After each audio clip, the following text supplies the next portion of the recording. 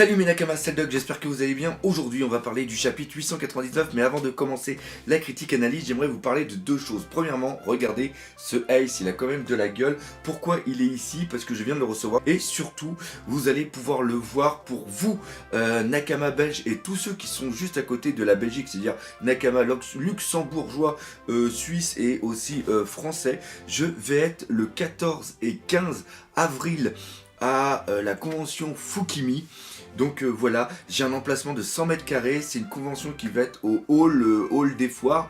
Et voilà, ça va être un truc absolument de fou, donc je vous attends hyper nombreux. Et la deuxième chose, c'est un immense plaisir. Franchement, c'est la vidéo que j'ai mis en ligne cette fin de semaine. C'était le cas Senji. La vignette était vraiment très belle. Encore une fois, je remercie Chris de me faire ces belles vignettes. Et on a dépassé les 20 000 vues. C'est beaucoup pour moi, franchement, pour ce type de vidéo, je le pensais pas.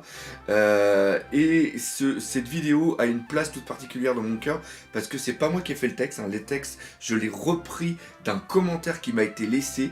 Et quand j'ai lu le commentaire, même si je n'étais pas ok à 100% avec le commentaire m'a tellement touché que je me suis dit, il faut que je fasse une vidéo dessus. Et les retours sont magnifique.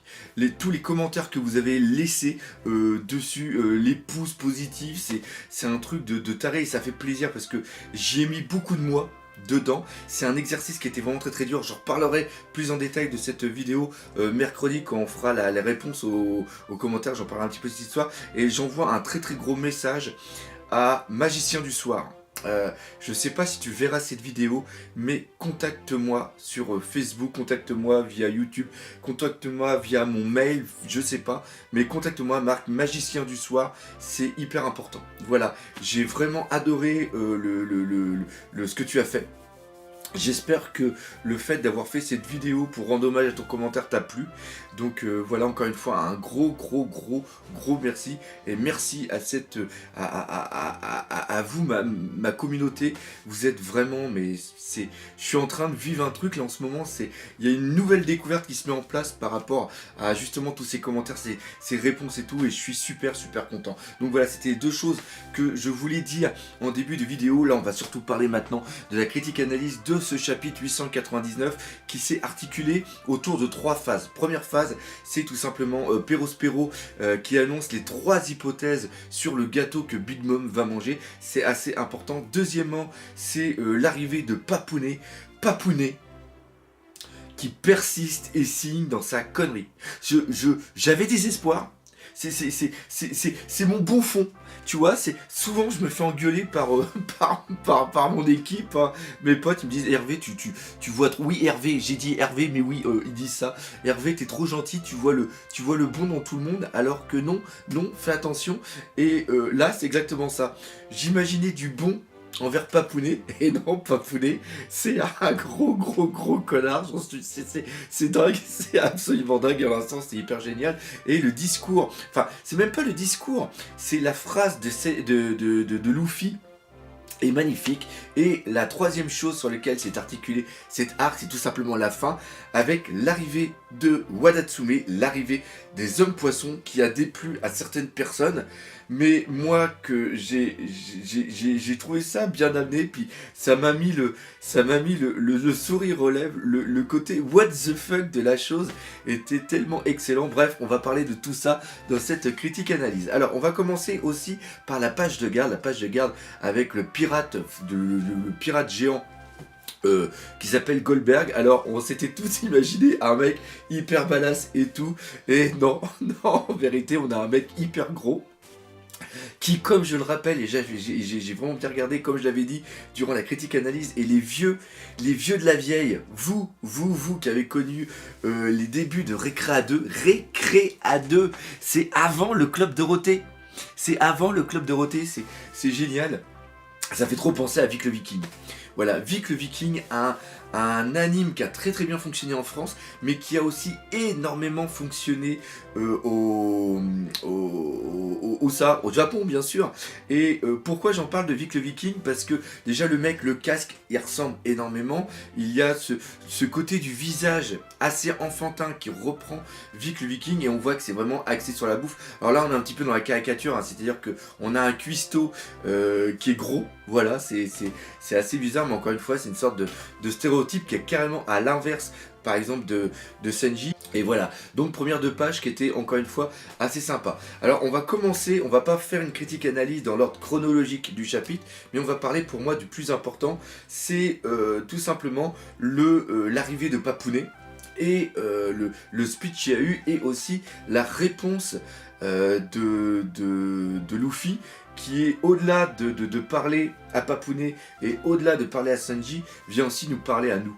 Ça, c'est vraiment quelque chose que j'aime beaucoup dans cette œuvre d'Ishiroda, c'est-à-dire qu'à travers la bouche des protagonistes de ce manga, Ishiroda vient véhiculer des valeurs à nous lecteurs qui sont absolument géniales. Alors le fait que Papounet soit là, c'est vraiment excellent. Il y en a plein qui pensaient qu'il était mort, mais non, il est toujours là. Et ce qui est vraiment excellent, c'est que vu qu'il est encore vivant, c'est bien lui qui a dit à ses fils et filles de revenir au niveau de Toadland et donc bien sûr de Kakaoaland pour aller sauver Luffy et aussi son frère, pour aller sauver Nakama. Ça c'est vraiment très très important. Et qu'est-ce qui a pu... La question à se poser c'est pourquoi Papounet, oui parce que je l'appelle quand même s'il est idiot, ce côté débile du personnage m'attendrit un petit peu. Le mec qui s'enferme dans sa connerie, ça a un petit côté, comment François Pignon, c'est un petit côté François Pignon, voilà, c'est pour ceux qui connaissent. Donc, pourquoi Papounet a décidé de quand même venir et n'est pas parti. Premièrement, il y a l'esprit de revanche. Ça, c'est sûr et certain. Il n'a pas aimé que Big Mom ait utilisé ses rêves et utilisé son désir pas de contrôler le monde, mais son désir de contrôler tout North Blue pour prendre cette technologie et tout simplement les tuer. Ça, je pense qu'il y a un goût de revanche, comme on dit, hein, la revanche est un plat qui se mange froid. Donc là, il y a un bon petit truc. Et il y a aussi le fait qu'il est en train peut-être aussi de penser au futur. Pourquoi? Parce que tout simplement, on voit qu'il y avait Morgan qui était là. Morgan qui connaît très bien les Vinsmoke. Et avec les journaux, il va annoncer la chute de Big Mom et il va annoncer qu'il y avait eu un mariage entre les Vinsmoke et aussi la famille de Big Mom pour former une alliance. Et donc, par rapport au gouvernement mondial, les Vinsmoke, déjà qu'ils n'étaient pas spécialement en état de santé, là, ils vont totalement être détruits et c'est même peut-être une excuse que va utiliser le gouvernement mondial pour destituer le peu de place qu'avaient encore les Vinsmoke au niveau de la rêverie, par exemple. Hein, parce qu'on sait qu'ils étaient invités à la rêverie, donc ça veut dire que par rapport au gouvernement mondial, ils étaient, malgré le fait qu'ils aient renversé à un moment pas mal de dirigeants de North Blue pour contrôler tout North Blue, ils étaient quand même encore considérés comme une famille royale qui avait un intérêt. Sauf que là, vu qu'ils ont fait l'alliance avec des pirates, ils se sont détournés du gouvernement mondial, et donc le gouvernement mondial, après la rêverie, pourrait lancer un Buster Call sur les Vinsmoke. C'est-à-dire qu'ils envoient plein de bateaux et ils coulent tous les escarbateaux, hein, on va les appeler comme ça. Et donc, si Judgy vient ici et participe à la chute de Big Mom, eh bien, face au gouvernement mondial, il peut peut-être réussir un petit peu à contourner la chose, en dire oui ok on a voulu faire ça mais on a vu que ça n'a pas marché, mais à culpa, mais on a quand même cassé pas mal la gueule de Big Mom, donc on l'a affaibli, donc voilà, vous n'avez pas besoin d'y aller, on a fait un petit peu du boulot, donc voilà, mettez-moi une petite tape sur la main, puis maintenant après on passe l'éponge et c'est bon. Donc voilà, il y a un petit quand même je pense côté calculateur en plus, bien sûr, du fait que ils veulent prendre leur revanche. Donc il y a ce petit côté là, et ce qui est vraiment très très bon, c'est le speech. Il dit que Sanji c'est un canard boiteux, il pose la question à Luffy, pourquoi tu as risqué ta vie, pourquoi tu as risqué ton équipage pour aller chercher une merde. Le mec, il est capable de rien, il sait seulement que faire la cuisine, il veut toujours défendre la veuve et l'orphelin, il est beaucoup trop empathique, en plus il sait même pas durcir sa peau, alors que c'est complètement fou, il a la maîtrise du haki, donc là on voit qu'il a une mauvaise compréhension de la puissance de son fils, et ce qui est pour Jaji des défauts, pour Luffy, c'est des qualités. C'est pour ça qu'il pose la question. Luffy, il est quelqu'un de base. Il est comme ça. Il voit tout au premier degré. Il est comme moi. Enfin, ou alors moi, je suis comme lui. C'est-à-dire qu'on voit toujours le bon dans toutes les personnes. Et il dit, bah, Senji, pourquoi lui, pourquoi il t'a énoncé toutes tes qualités au grand jour? Il n'avait pas besoin de faire ça. Tout le monde le sait, en un sens. Et là, il y a Sanji qui dit, mais t'étais complètement à côté de la plaque. Et c'est sûr que on voit que Luffy, c'est encore une fois pour montrer que ce mec est quelqu'un d'innocent.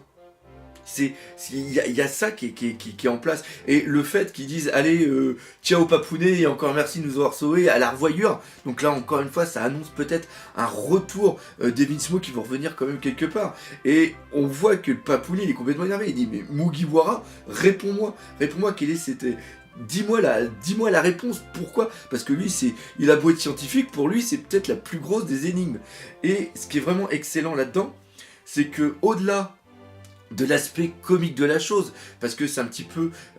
Ichiroda a beaucoup joué là-dessus, le fait qu'on voit Jinbei tenir la barre et rigoler, ça a été, moi aussi, c'est quelque chose qui m'a fait rire. Ça reprend un petit peu, c'est une projection du lecteur par rapport à ce qui se passe.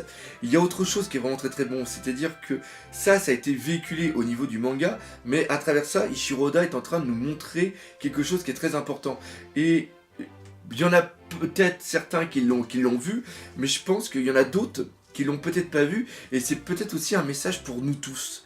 C'est-à-dire que en fonction de ce qu'on vit, de ce qui nous arrive, il y a beaucoup de personnes qui vont te dire « T'es qu'une merde, t'es bon à rien, regarde ce que tu fais, t'es nul, t'as ça qui t'arrive, c'est ton défaut, ouais, etc., etc. » Et ce que certains vont prendre, vont dire de vous que vous êtes une merde, que vous êtes pas bien, que vous avez trop de cœur, que vous avez trop de choses, ben, il y en a qui vont dire, bah tu vois, ça c'est une faiblesse. C'est pas comme ça que tu vas arriver dans cette vie où c'est du capitalisme à l'état pur, où il faut posséder, ou comme avait dit une personne c'était vraiment super, c'était le verbe avoir a pris le pas sur le verbe être. C'est-à-dire que maintenant, on voit une personne parce qu'elle possède et non pas parce qu'elle est réellement.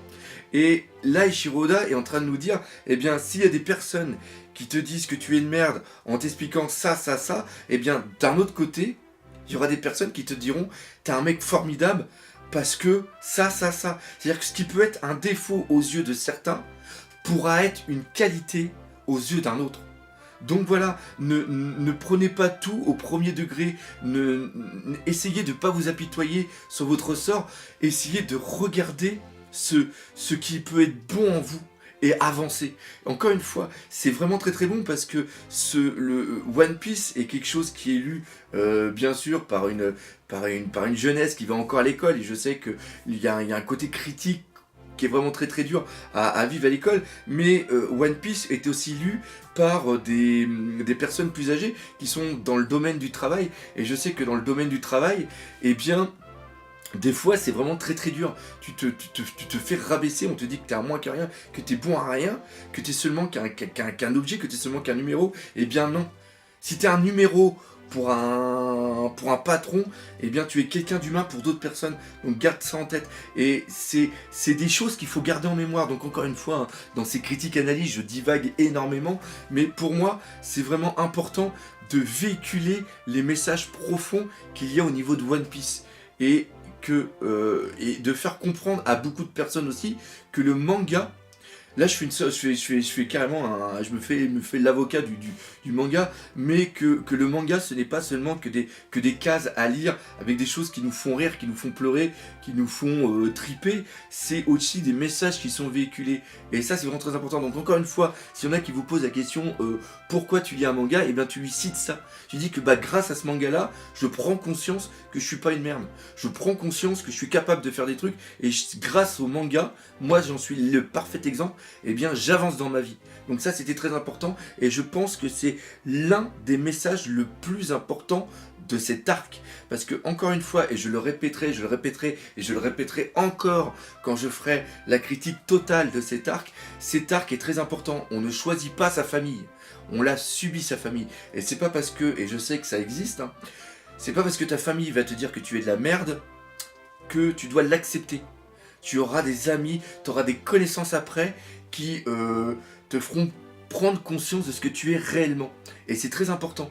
Et c'est pour ça que cet arc, au-delà de tout, est un arc très important par rapport aux valeurs qui sont véhiculées. C'est exactement la même chose que Marineford, de voir quelqu'un qui s'est sacrifié pour des amis, et des amis, ça peut être plus qu'une famille. Voilà, c'est quelque chose qui est... Et vous savez que, pour ceux qui ont suivi justement mes FAQ, c'est quelque chose qui est très, mais hyper important pour moi.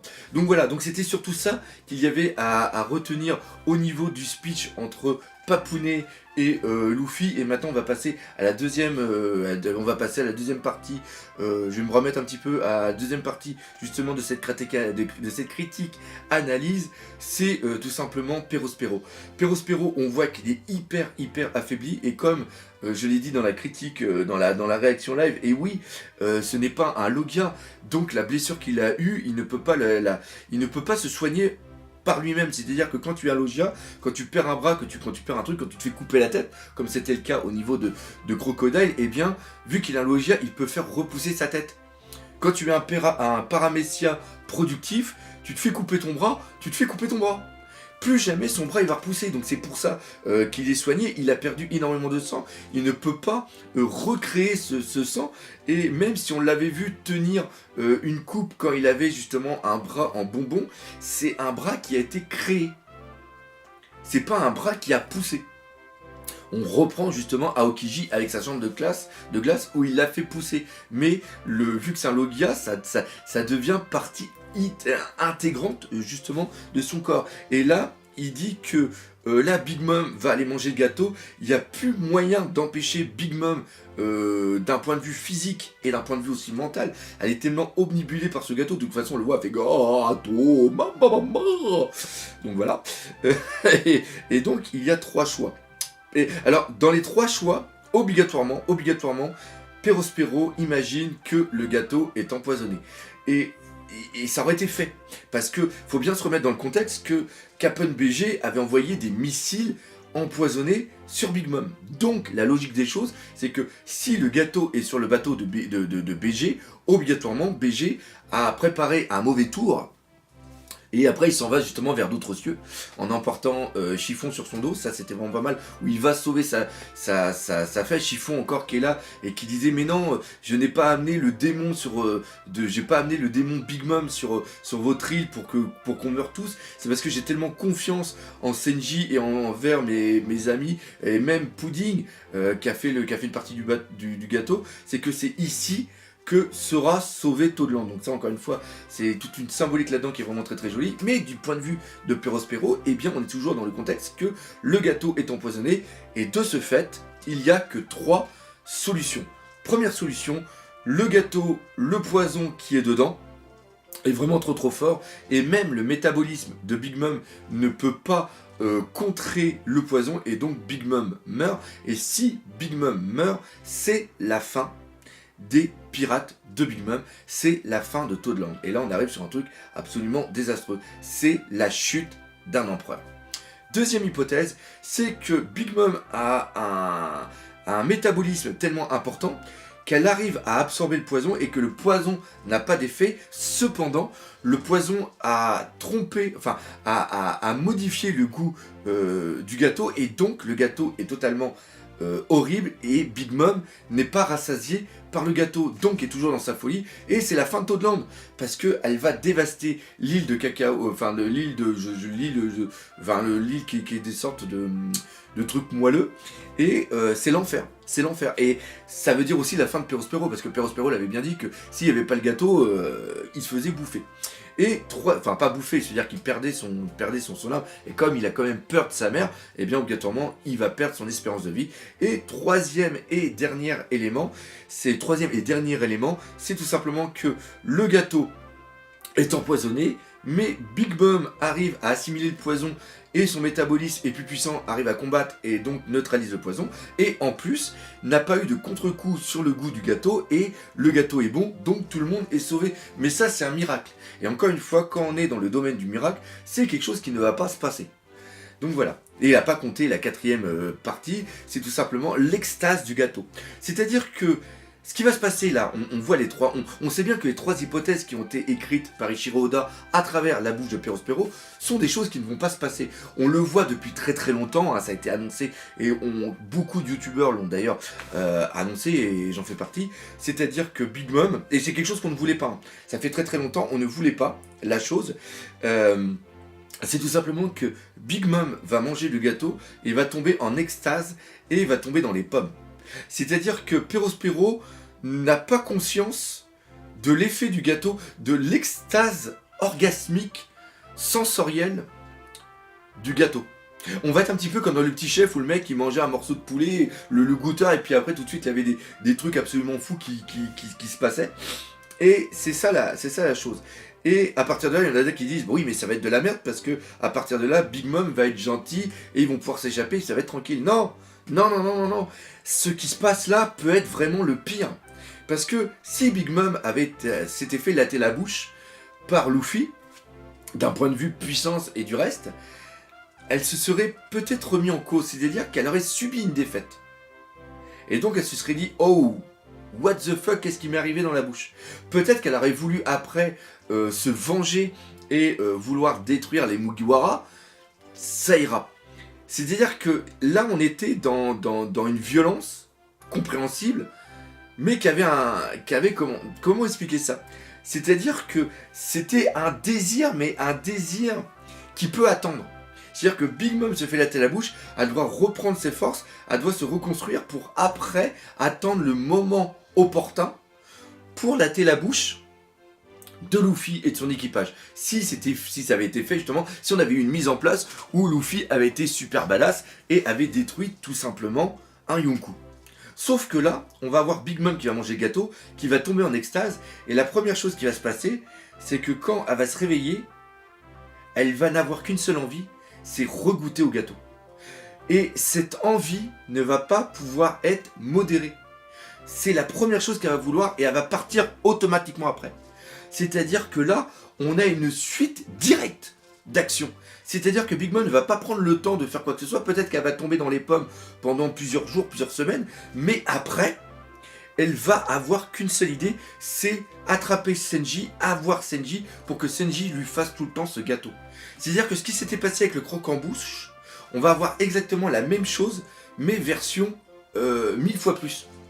C'est-à-dire que là, Ichiro Oda nous a montré le désir, la folie gargantuesque de Big Mom, et elle ne va pas pouvoir... Elle va pas pouvoir contrôler cette envie et ça va devenir elle va être obnubilée par justement ça. Et c'est peut-être quelque chose qui est encore plus dangereux que la chute d'un Yonkou. Parce que là on arrive sur une poursuite et celle-ci se terminera que par la destruction de Big Mom. Tant que Big Mom ne sera pas détruite, elle n'aura cesse de prendre Senji. Et l'autre chose aussi qui est vraiment excellente, c'est que Perospero a tellement peur pour le reste justement de Toadland qui donne l'information à Mondor. D'ailleurs Mondor lui retransmet l'information sur tous les mondes. Sur tous les mondes. Et comment il fait ça? Tout simplement, je sais pas si vous l'avez vu, mais à un moment il est assis, il est en train de parler à Perospero à travers un Dendenmushi, et là on voit une sorte de livre avec plein de fils qui sont sur plein de Dendenmushi, et je pense que chaque Dendenmushi est relié à une île de Toadland, et donc il a donné l'information à tout le monde. Et là on a eu quelque chose de très important, c'est-à-dire qu'il y a une personne qui disait on pensait être protégé, on pensait être sous la protection d'une Yonkou, et il s'avère que c'est cette Yonkou qui va amener notre destruction. Et là il y a tout le monde qui va vouloir partir. Et donc, Big Mom, encore une fois, et la famille sont les acteurs de leur déchéance. C'est-à-dire que Big Mom a voulu créer ce monde Toadland où tout le monde pouvait vivre en harmonie, et c'est ça qu'elle veut. Elle veut que tout le monde vive en harmonie, et là, elle va se réveiller avec un monde où il va y avoir presque plus personne, sauf sa famille. Et sa famille ont peur d'elle. Donc ce qu'elle a voulu créer, elle l'a détruit. Et c'est sa famille qui l'a détruit. Ce n'est pas Luffy qui est le gros instigateur de la chute de Big Mom. C'est Big Mom et sa mentalité qui l'a monté, qui l'a conduit à sa propre perte. Donc voilà, ça c'est le petit truc, encore une fois, c'est des petits trucs comme ça qui sont vraiment excellents. Et on va arriver sur la fin, c'est tout simplement l'arrivée des hommes poissons. Alors l'arrivée des hommes poissons, pareil, c'est quelque chose, tout comme l'arrivée du Germa, c'est quelque chose qui a été téléphoné, c'est quelque chose qui a été prévu. Mais la manière dont ça a été mis en place, ça fait sourire, ça fait plaisir. C'est ça qui est génial. C'est ça. C'est pas dire ah bah ouais bah on était sûr qu'ils allaient arriver, voilà. Non, de voir Wadatsumi sortir comme ça, comme un gros taré, comme un gros enfant qui est en train de balayer ses jouets, c'est génial. Parce qu'il faut reprendre quelque chose. C'est que Jinbei, depuis qu'il est dans l'équipage, lui il voit que le mauvais côté des choses. Là il disait ah là là tout ça pour ça, on va tous crever. Il avait déjà dit bien plus tôt et tout. Et à chaque fois il y a quelque chose qui intervient. Et ce qui se passe, c'est que lui, il n'a pas l'habitude. C'est-à-dire que les autres Mugiwara, ils savent que quand le moment va être critique, il y a toujours un truc qui va arriver. Et on n'est même pas dans le Deus Ex Machina, parce que ce n'est pas une intervention extérieure qui n'a pas été préméditée. Là, encore une fois, on est dans le fusil de Chekhov, le fusil de Chekhov. Ouais, je crois. Ouais, je crois que c'est oui, je crois que c'est ça. J'arrive jamais avec son parce que je confonds toujours avec un compositeur justement russe. Non, c'est Tchaïkovski avec qui je confonds. Donc oui, c'est vraiment le fusil de Chekhov et c'est quelque chose qui avait été présenté en amont et donc on le savait qu'ils allaient arriver. Donc c'est pas quelque chose qui est sorti de nulle part et pareil, ils sont là et peut-être qu'ils ont justement sorti au bon moment et on peut peut-être aussi penser que c'était quelque chose qui était téléphoné avec le Germa. C'était peut-être quelque chose qui était prévu. Parce que je sais pas si vous avez vu, mais à un moment, t'as les sortes de tartes qui sont des sortes de bateaux avec des roues à aubes qui d'un seul coup vont accélérer pour empêcher la fuite des Mugiwara. Et quand Wadatsumi sort, il balance toutes ces tartes un petit peu partout, donc ça c'est vraiment très important. Alors le seul truc que j'ai un petit peu de mal, c'est que je vois personne de hyper badass au niveau des hommes poissons, à part bien sûr Aladdin, mais il n'y a pas de mec assez classe, donc il reste encore pas mal de choses. On attend tous aussi, hein, encore une fois, même si j'ai fait la vidéo sur Senji, ça, même si on comprend le traitement qu'il y a eu, ça empêche pas ça nous empêche pas de voir le service. Mettre tu vois, qu'on ait le petit Senji qui latte la bouche de Daifuku, eh bien ça ferait plaisir. Ça serait jouissif, on l'attend ce petit truc. Parce que pareil, quand on voit Daifuku avec la lampe d'Aladin, là justement qui s'est frotté pour ramener le génie il est gigantesque. Et le coup de pied pour arrêter la lame, bah tu vois, gars, c'est la petite action qui est bien, mais c'est la petite action qu'on aurait aimé plus, tu vois. Le voir faire un moonwalk, un skywalk, pour aller directement jusqu'à Daifuku, lui latter la bouche et après revenir, ça serait un petit truc sympa. Donc voilà. Alors, qu'est-ce qu'il y a cette semaine, hein, vendredi? Il y a tout simplement le chapitre 900, le chapitre qu'on attend avec énormément d'impatience. Page couleur, on espère qu'il va y avoir un truc de fou. Moi, j'aimerais bien qu'il y ait un truc un truc étonnant, un truc qu'on n'ait pas vu venir, un truc qui se passe et j'aimerais le pendant la réaction live, j'aimerais que ça soit l'une des plus belles réactions live que je puisse faire depuis que j'ai commencé ma chaîne. Ça serait vraiment un truc comme ça. D'ailleurs, je vous invite aussi à venir vendredi prochain à regarder tout ça.